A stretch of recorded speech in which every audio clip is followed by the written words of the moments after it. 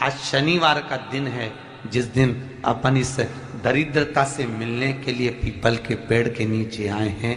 हिंदू धर्म में ये दिन पीपल के वृक्ष के लिए पूजनीय होगा। जो भी शनिवार के दिन पीपल के वृक्ष की पूजन करेगा, दूध चढ़ाएगा या मिष्ठान का भोग लगाएगा, लक्ष्मी और नारायण उसके घर में प्रवेश कर जाएगा। लक्ष्मी और नारायण उसके घर में प्रवेश करेगा। इसलिए नियम बनाया। कौन से दिन का? शनिवार। लक्ष्मी जी बोली, नारायण आपने तो एक दिन का वार लिख दिया। शंकर जी ने 7 वार बनाए हैं, रविवार, सोमवार, मंगल, बुध, गुरु, शुक्र और शनि। ये शिव जी ने बनाया। अब एक दिन आपने अपना बना लिया, बाकी के दिन अगर कोई इस पीपल के वृक्ष के नीचे आएगा और यहां तो दरिद्रता बैठी है, तो उसका क्या होगा? भगवान नारायण बोले, सुन दरिद्रता, तेरे से एक विनती है, अगर कोई भी मनुष्य इस पीपल के पेड़ के नीचे अगर 7 दिन में आता है और उसके हाथ में अगर कोई सामग्री होती है तो तू उसके घर में प्रवेश नहीं करेगी। नियम है पीपल के वृक्ष का, या तो पानी का लोटा लेकर जाओ, कुंकू का चोपड़ा लेकर जाओ, शक्कर लेकर जाओ, या पेड़ के नीचे चींटी को डालने के लिए आटा ले जाओ, पर खाली हाथ पीपल के वृक्ष के नीचे कभी मत जाओ, कभी नहीं जाओ। खाली हाथ जाओगे तो दरिद्रता तुम्हारे घर में प्रवेश करेगी। दरिद्रता उठकर खड़ी होकर बोली, नारायण तुमने अपनी मनमानी करी है, एक दिन मुझे भी मेरा चाहिए। भगवान ने कहा, बोल कौन सा दिन चाहिए? दरिद्रता कहती है, रविवार के दिन इस पीपल के वृक्ष के नीचे मैं दिन भर नृत्य करूं, इसमें रहूं, और जो यहां आए रविवार को मैं उसके घर में प्रवेश करूं। भगवान ने कहा, ठीक है। दरिद्रता, रविवार का दिन एक ऐसा दिन रहेगा जिस दिन तू इस पीपल के वृक्ष के नीचे नृत्य करेगी, और जो आएगा इस पीपल के वृक्ष के नीचे तो उसके साथ प्रवेश करेगी। मैंने तुझे वर दिया।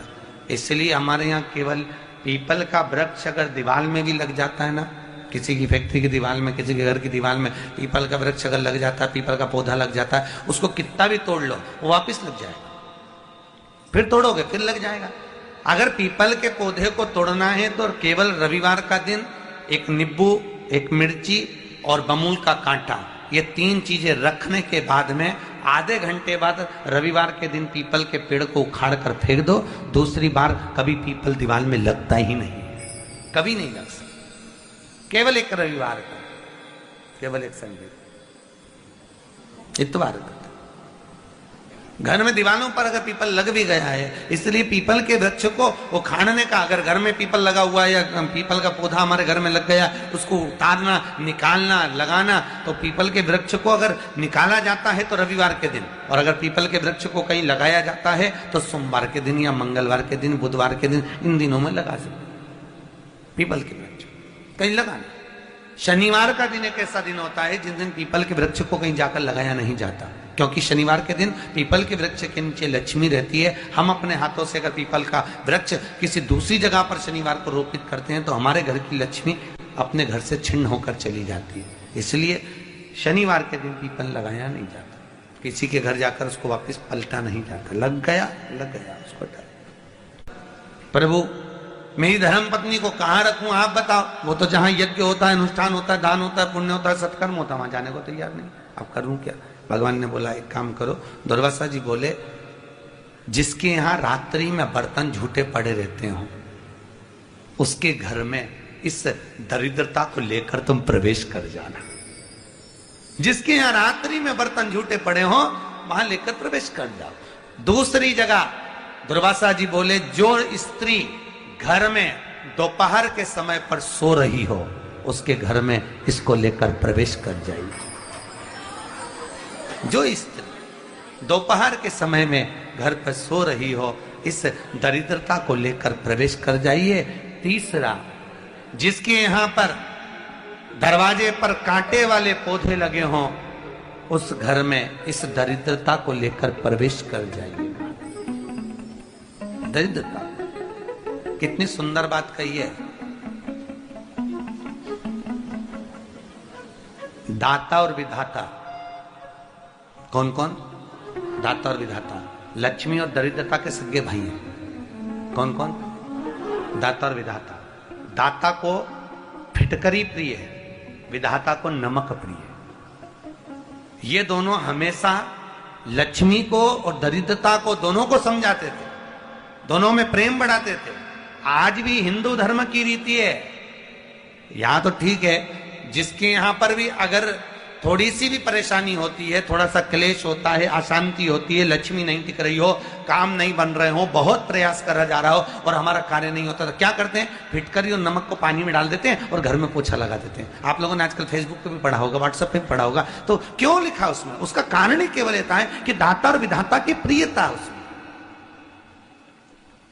माता ख्याति के जो 4 बच्चे हुए, इसमें जो 2 लड़के हैं, दाता और विधाता, उसकी प्रियता उसकी पूर्णता उसकी। अब दुर्वासा जी बोले अपनी धर्म पत्नी को वहां लेकर, जहां कांटेदार पौधे लगे हों वहां पर लेकर प्रवेश कर जाइए। कांटेदार पौधों में उस दरिद्रता का निवास हो गया।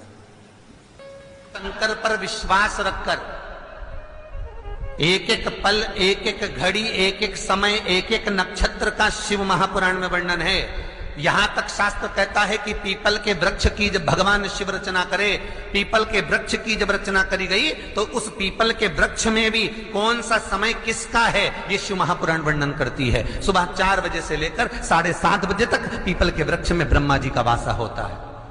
7:30 बजे से लेकर 10:30 पौने 11 बजे तक पीपल के वृक्ष में भगवान विष्णु का वासा होता है। 10:30 बजे से लेकर पीपल के वृक्ष में 11:30 बजे तक पितरों का वासा होता है।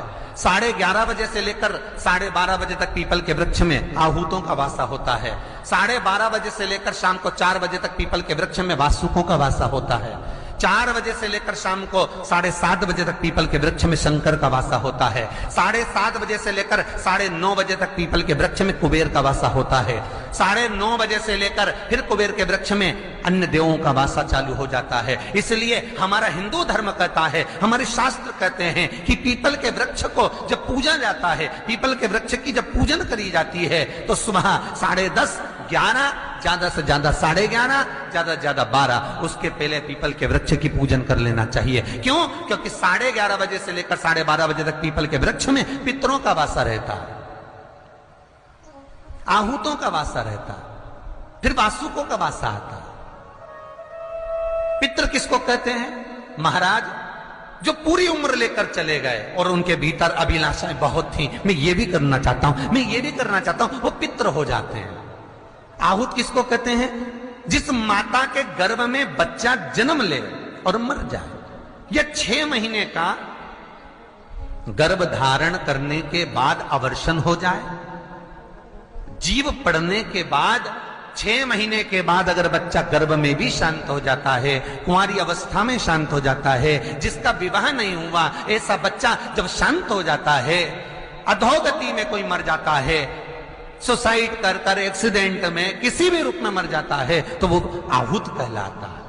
और बहुत ध्यान देना साहब, शिव महापुराण की कथा कहती है पितरों को भाग मिलता है, इसलिए पितृ तृप्त रहते हैं। शनि लग गया, शनि लग गया, शनि लग गया। जितने यहाँ कथा में बैठे हो ना, तुम सबने भी मोबाइल में देखा होगा तो देख रहे होगे, वृश्चिक पे लग गया, कुंभ पे लग गया, धैया लग गया, 7.5 लग गया, आधे से ज्यादा तो शनि के डिप्रेशन में पड़ गए।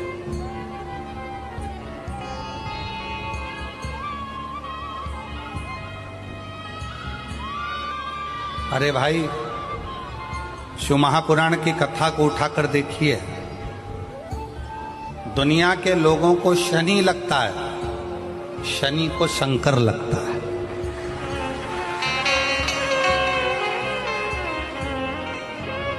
यदि आप भगवान शंकर के मंदिर में जाकर 1 लोटा जल चढ़ा रहे हो, आप भगवान शिव के मंदिर में जाकर अर्चना कर रहे हो, आराधना कर रहे हो, निवेदन कर रहे हो, एक बेलपत्र शिव की उठाकर धोकर वापिस शंकर को समर्पित कर रहे हो, शंकर भगवान का पंचाक्षर मंत्र नमः शिवाय जप रहे हो, शंकर भगवान का षडाक्षर मंत्र ओम नमः शिवाय जप रहे हो, या श्री शिवाय नमस्तुभ्यम का जाप कर रहे हो, तो ये निश्चित मानकर रखो कि आपके पीछे शनि नहीं पड़ेगा, आपके पीछे शंकर जरूर पड़ेगा। और शंकर जब हमारे पीछे पड़ेगा तो हमारा उद्धार अपने आप। काशी में जो शिव जी की स्थापना कौन ने करी? काशी में जो शंकर भगवान बैठे उनकी स्थापना करी थी शनि महाराज ने। किसने करी थी? शनि महाराज ने। क्योंकि भगवान शनि महाराज को उनकी माता के द्वारा श्रापित हो गए और शनि महाराज कांपने लगे। शनि महाराज कांपते कांपते, मैं जाऊं तो जाऊं कहां, करूं तो करूं क्या? महाराज शनि महाराज दौड़े और दौड़कर भगवान भोलेनाथ के पास पहुंचे। हे शंकर, त्रिकालदर्शी, कैलाशी, अविनाशी, कृपा करिए बाबा भोलेनाथ, कृपा करो। क्योंकि दुनिया में 33 करोड़ देवी देवता हैं जिनको शनि लग सकता है, केवल एक, किसको छोड़कर? शिव को छोड़कर। राम जी को शनि लगा तो 14 वर्ष वनवास चले गए। कृष्ण को शनि लगा तो मथुरा छोड़कर द्वारका चले गए। शनि लगा। हनुमान जी को शनि लगा तो गुफा में बैठकर राम राम जपना पड़ा। शनि सबको लगता है, केवल शनि नहीं लगता तो एक मेरे महादेव को, मेरे भोले बाबा को नहीं लगता। शंकर के पास में शनि आ गए। शनि ने आकर कहा, भोलेनाथ कृपा करिए बाबा, मैं बड़ा कष्ट में हूं, मैं करूं क्या? बाबा भोलेनाथ ने कहा, जा गंगा जी के तट पर काशी में जाकर एक शिवलिंग की स्थापना कर, उसकी आराधना कर और तेरा शरीर ठीक हो जाएगा, कष्ट नहीं भोगेगा। शनि महाराज ने काशी में जाकर शिव जी की स्थापना करी।